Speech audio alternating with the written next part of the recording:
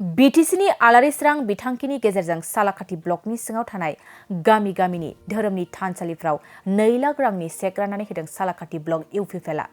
UPPL दैदेननाय BTR सरकारा BTR ओनसोलनि गासै बिथिङाव जौगाखांनाय लाबोनो थाखाय गोबां बायदि रोखोम बिथांखिनि गेजेरजों रायजो राजाफोरनि गेजेराव खामानि मावनायखौ नुनो मोन्दों। बेबादिनो बिटिआर सरकारनि लानाय आलारि सोरां बिथांखिनि गेजेरजों गासैबो बिटिआरनि गामि गामिफ्राव थानाय धोरोमारि थानसालियाव 2 लाख रांनि चेक अनसुंथाइ होनाय दिनैनि बे धोरोमारि थानसालिफ्राव चेक राननानै होनाय हाबाफारियाव क'क्राझार जिल्ला UPPLनि लोगो आफादगिरि रुधिर दैमारि, सालाकाथि बियाब TCLCCनि मासिगिरि अमृत कुमार ब्रह्म, सालाकाथि ब्लक UPPLनि आफादगिरि फुलबाग मोसाहारि, लाइमोन गांखं UPPL आफादगिरि मनमोहन हाज'वारि, नेहाथारि आइला मोसाहारि, लाजु मोसाहारि, UPPLनि सालाकाथि ब्लक आइजो गांखंनि आफादगिरि सुमित्रा नार्जारि, नेहाथारि बानु मोसाहारि आरो गोबां धोरोनि बिबानगिरिफ्रा बाहागो लायो। दिनै प्रमद बर' सार बिटिआरनि चिफ बेनि दैदेननायाव जाखिनि जौगानाय खामानि, रायजो राजाफोरनि जौगानाय खामानि, फ्लेगशिप आसनिनि गेजेरजों जाखिनि रायजोफोरनि जौगानाय खामानि, बेनि गेजेरजों जोङो कयेकथा बिथांखि मोननो हादों। बे बिथांखिनि गेजेराव जाहैबाय आलारि सोरां बिथांखि, जे धर्म अनुष्ठान, धर्म फसंथानफ्राव जाहाथे जोंनि धर्म फसंथानफ्रा गोजोर जानानै थायो। दा बेनि थाखाय जोंनि बिटिआर सरकारनिफ्राय 2 लाख रां होनाय जादों धर्म अनुष्ठानफ्राव, फसंथानफ्राव, जाहाथे जोंनि धर्म अनुष्ठानफ्रा मोजाङै थायो। बेखौनो जों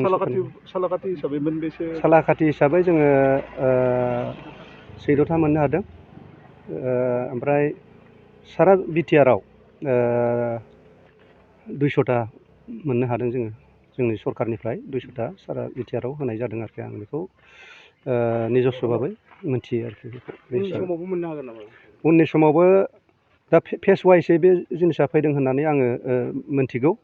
दा नेक्स्ट टाइमफ्राव जाखिनि जोंनि मोनैफोर दङ, बे धर्म अनुष्ठानफ्रावबो हरनायनि मोनसे बेबस्था लादों आरोखि। माबायदि थानसालिफ्राव होग्रोनाय जादों बेखौ गोजाम जेनेबा बिदिनि जेबो बाथ्रा गैया। जाखिनि फसंथानफोरखौ जोङो ब्लक वाइसआव बिहरनाय जादोंमोन। बेनि 20था करि जोङो ब्लक मोनसेयाव बिहरनाय जादोंमोन। दा बेनियावनो जोङो दा 14था मोननो हादों। बाखि जाखिनि मोनाखै नेक्स्ट फेसआव फैगोन होननानै आं मिजिंथियो। बे समाव दिनै UPPL सरकारा जिनाखि थांखि लानानै आलारि सोरांनि थांखिनि गेजेरजों बिथांमोना जे जोंनि बे बिटिसि ओनसोलाव थानाय मोनफ्रोम धोरोमनि बागै बिथांमोना जे थांखि लादों, बे थांखिया जोबोद मोजां जादों। मानो होनोब्ला रायजो राजाफ्रा साफ्रोमबो बा मोनफ्रोम गामियाव अफिस गानानै बिहैनो हानाय गोबांनावनो केपासिटि गैया। दिनै जों गोरलैयैनो मोननो हादों, बा बिथांमोनहानो जोंखौ जोंनि प्राइमारि UPPL आरो ब्लक UPPLनिफ्राय बुंहरनानै बिथांमोनहा नामखौ हरनाय जादों। जोंनिफ्राय अफिसाव जोङो थांलाय फैलाय खालामनो गोनां जायाखै। बे हिसाबै मोजाङैनो मोजां जोङो मोननायाव जोबोद गोजोननाय मोन्दों आरोखि। गिबियाव बिनि सिगाङाव जे BPF सरकारा 17 बोसोर थांबाय, बिथांमोननिफ्राय जोङो बेबादि इसेबां गोरलैयै जोङो माबा मोनसे रां अनुदान मोननो हायाखै आरो। माने 100 फाइखाब गिदिंब्लाबो ओरैबादि मोननो गोब्राब, लाजाखाया आरो। दा बुंनायाबो थिग नङा। अब्लाबो दा जिनाखि माने आलारि सोरां जिनाखि स्किमनि थ्रुयै बिथांमोना जे बेबादि स्किम लानानै थांखि लानानै जे बेबादि रां अनसुंथाइखौ होदों, जों जोबोद मोजां मोनदों आरो। बे 2 लाख राङाबो जोंनि थाखाय जोबोद गिदिर बाथ्रा। मानो होनोब्ला सरकारनिफ्राय मोननो थांनायाबो गोरलै नङा।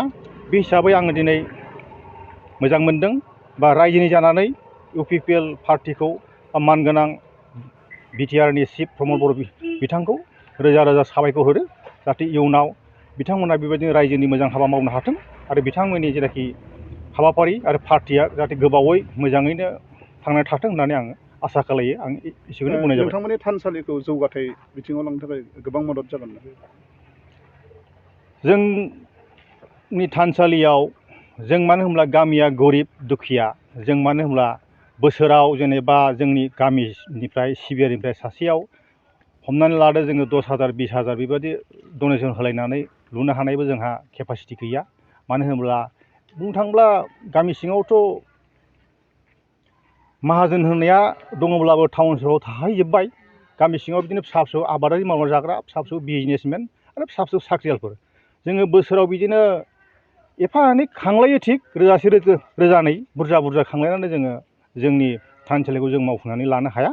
बे हिसाबै सरकारा जि एसे 2 लाख रां हरदों बेबो जोंनि थाखाय जोबोद माने गोबां रां आरो बेयो। दा बेजोंनो जों जा एसे सौहायो जों लुनोखौ सेस्था खालायगोन। बिनि उनावहाय जुदि आद्रा थायोब्ला बिदिनो जोङो जोंनि सरकारनाव जोङो हयथ' खावलायफिनगोन, रां अनसुंथाइनि थाखाय जोङो बिफिनगोन। जों बेखौ थांखि लानानै थागोन आरो। गोजोननाय थाबाय। सना रुफा आरो हिरानि जुवेलारि गाननो मोजां मोनग्रा सुबुंफोरनि थाखाय गोजोनथाव खौरां।